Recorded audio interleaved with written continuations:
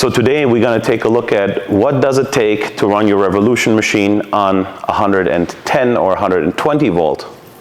First of all, unplug your 220 plug. Second, grab your dual voltage cord, plug it in. Then take your dual voltage cord, plug it into a 110 outlet. And now you have to open the machine and switch the switches and open. No, it's easy. All you do is turn it on. And then the machine will start. It will display 114 volts in my case, 60 hertz. And it will boot up just like normal. And it's ready to weld. No goofy switches, no breakers, no voltage tabs to redo. Just plug in the dual voltage cord and plug it into 110. Now, to get the most out of your machine, I would recommend a dedicated 20 amp circuit, but you can run it on a 15 amp circuit if you have to. You just have to deal with lower power output or potentially blowing the breaker if you weld for a very long time. So now, of course, you can still MIG weld, but what happens is your MIG welding will be limited in inches per minute and an amperage.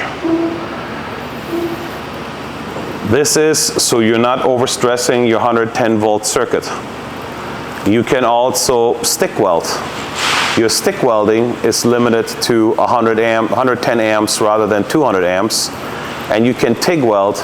Your TIG welding is limited to 150 amps rather than 250 amps. So the machine will have all the same functions, it just will have them at reduced capabilities.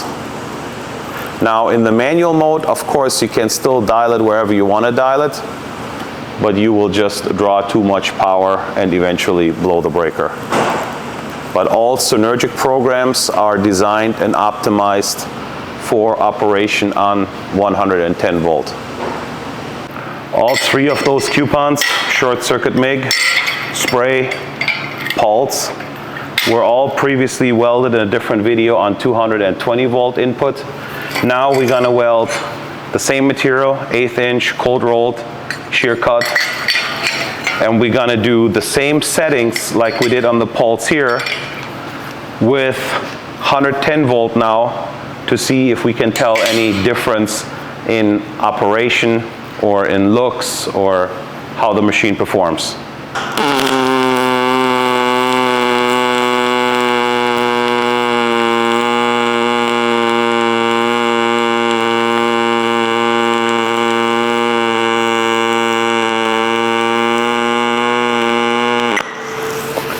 So as you can see, this sounded identical, looks identical to what we just did in the previous video here with these coupons.